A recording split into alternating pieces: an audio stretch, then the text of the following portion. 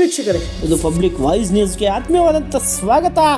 ನಾವು ಸ್ಕ್ರೀನ್ ಮೇಲೆ ತೋರಿಸ್ತಾ ಇದ್ದೀವಿ, ಸಮಾಜದ ಕಟ್ಟಕಡೆಯ ಒಬ್ಬ ದಲಿತ ಯುವಕನ ಮೇಲೆ ಇಷ್ಟೊಂದು ಅಮಾನುಷ್ಯವಾದಂತಹ ಒಂದು ಕೆಲಸವನ್ನು, ಒಂದು ಮನಬಂದಂತೆ ಥಳಿಸಿರತಕ್ಕಂಥ ಒಂದು ಕೃತ್ಯವನ್ನು ಇಡೀ ರಾಜ್ಯಾದ್ಯಂತ ರಾಷ್ಟ್ರೀಯ ಅಹಿಂದ ಸಂಘಟನೆ ಒಂದು ವಿರೋಧವನ್ನು ವ್ಯಕ್ತಪಡಿಸಿದೆ.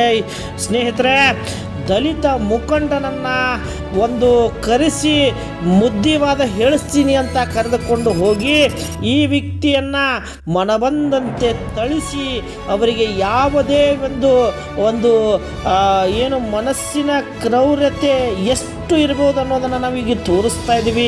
ಇಷ್ಟೊಂದು ಕ್ರೌರ್ಯವನ್ನು ತುಂಬಿರ್ತಕ್ಕಂಥ ಸಮಾಜದಲ್ಲಿ ನಾವಿದ್ದೀವಿ. ಎಂತಹ ಸಮಾಜದಲ್ಲಿ ನಾವು ಬದುಕ್ತಾ ಇದ್ದೀವಿ.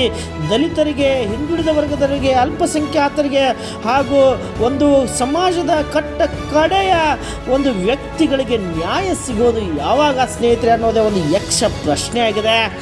ನಿಮಗೆ ತೋರಿಸ್ತಾ ಇದ್ದೀವಿ, ತನ್ನ ದೇಹದ ಅಂಗಾಂಗಗಳನ್ನು ಎತ್ತಿ ತೋರಿಸುವಂತಹ ಒಂದು ಅಳಲನ್ನು ತೋರಿಸುವಂತಹ ಒಂದು ಪ್ರಯತ್ನ ಕೂಡ ಆ ವ್ಯಕ್ತಿ ಮಾಡ್ದ. ತನ್ನ ಎಲ್ಲ ಗುಪ್ತಾಂಗಗಳಿಗೂ ಮನಬಂದಂತೆ ಥಳಿಸಿರ್ತಕ್ಕಂಥ ಹೇಯ ಕೃತ್ಯವನ್ನು ನಾವಿಲ್ಲಿ ತೋರಿಸ್ತಾ ಇದ್ದೀವಿ. ಸ್ನೇಹಿತರೆ, ಇಂತಹ ನೀಚ ಪ್ರವೃತ್ತಿ ಎಲ್ಲಿ ನಡೆದಿದೆ ಅನ್ನೋದನ್ನು ನಾವು ತೋರಿಸ್ತಾ ಇದ್ದೀವಿ. ನೀವು ಭಕ್ಷಕರಾಗಿರುವಂಥ ಒಂದು ಅಮಾನವೀಯ ಕೃತ್ಯವನ್ನು ಎಸಗಿದ್ದಾರೆ. ಇದು ನಮ್ಮ ಯಲಬುರ್ಗಾ ತಾಲೂಕಿನಲ್ಲಿ ಬಂದಿರತಕ್ಕಂಥ ಕುರ್ನಾಳ ಗ್ರಾಮದ ಒಬ್ಬ ಅಲೆಮಾರಿ ಜನಾಂಗದವ, ಸಮಾಜದ ಒಬ್ಬ ಕಟ್ಟಕಡೆಯ ಸಮಾಜದ ಒಬ್ಬ ವ್ಯಕ್ತಿ, ನಿಮ್ಮ ಹೆಸರು ದುರ್ಗೇಶ್ ಅಂತ ಬಂದ್ಬಿಟ್ಟು ಇವರು ರಾತ್ರಿ ತಮ್ಮ ಮನೆಯಲ್ಲೇ ಮಲ್ಕೊಂಡಿರ್ತಾರೆ. ಮಿಡ್ ನೈಟಲ್ಲಿ 12 ಗಂಟೆ 12 ಸುಮಾರಿಗೆ ಕಾರ್ಡಿ ಸ್ಟೇಷನಿಂದ ಬರ್ತಾರೆ.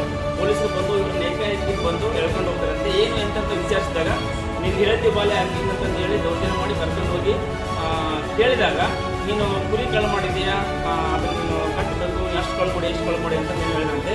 ಸೊ ಕರ್ಕೊಂಡು ಹೋಗಿ ಏನೇ ಮಾಡಲಿ ಒಂದು ವಿಚಾರಣೆಯನ್ನು ಸ್ಟೇಷನ್ನೇ ಮಾಡಬೇಕಿತ್ತು. ಅವರೆಲ್ಲೋ ಪ್ರೈವೇಟ್ನಾಗ ಬೇರೆ ಕಡೆ ಕರ್ಕೊಂಡು ಹೋಗಿ ಇವ್ರನ್ನ ಹಿಗ್ಗಮ್ಗ ಥಳಿಸಿದ್ದಾರೆ. ಥಳಿಸಿ ಬಿಟ್ಟು ಅವ್ರನ್ನೆಲ್ಲ ಅವ್ರ ಹತ್ರ ಇನ್ಸಲ್ಲ ಅವರೇ ಎಲ್ಲ ಕ್ರಿಯೇಟ್ ಮಾಡಿಕೊಂಡು ಆ ಕುರಿಗಳನ್ನು ತೋರಿಸಂತ ಫೋಟೋ ತಗೊಂಡ್ರಂತೆ. ಆಮೇಲೆ ಆ ಕುರಿಗಳಿಗೆಲ್ಲ ದುಡ್ಡು ನೇ ಕಟ್ಟ ಅಂತಂದು ಏನೋ ದಂಡ ಕಟ್ಸ್ಕೊಂಡ್ರಂತೆ. ಮತ್ತೆ ಯಾರೋ ಬೇರೆ ಜೋಡಿ ಏನು ದುಡ್ಡು ಇಸ್ಕೊಂಡ್ರೇನ್ರಿ, ಫೋಟೋಗಳನ್ನು ತಗೊಂಡ್ರಂತೆ, ದುಡ್ಡು ಇಸ್ಕೊಂಡ್ರಂತೆ. ಸೊ 3 ದಿನ ಸರ್ ಯಾವುದೇ FIR ಆಗಲಾರ್ದೇ 3 ದಿನ ಅವರನ್ನು ಒಂದು ಪ್ರೈವೇಟ್ ಸೆಕ್ಟರ್ನಾಗ ಇಟ್ಟುಕೊಂಡು ಅವ್ರ ಮೇಲೆ ಹಲ್ಲೆ ಮಾಡಿದ್ರಂತ ನಾವು ಹೇಳಕ್ಕೆ ಇಷ್ಟಪಡ್ತೀವಿ.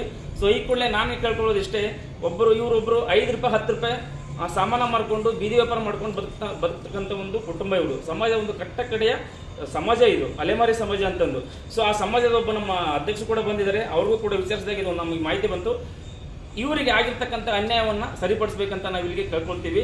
ಇಲ್ಲಾಂದರೆ ನಮ್ಮ ಸಂಘಟನೆ ಏನಿದೆಯಲ್ಲ, ರಾಷ್ಟ್ರೀಯ ಅಹಿಂದ ಸಂಘಟನೆ ಮೂಲಕ ನಾವು ಮುಂದಿನ ಕ್ರಮ ಏನು ಮಾಡಬೇಕು, ಮುಂದೆ ಅವರಿಗೆ ಏನು ನ್ಯಾಯ ದುಡಿಸಬೇಕು, ಅದನ್ನು ನಾವು ನಮ್ಮ ಪ್ರಯತ್ನದಿಂದ ನಾವು ಮಾಡ್ತೀವಿ.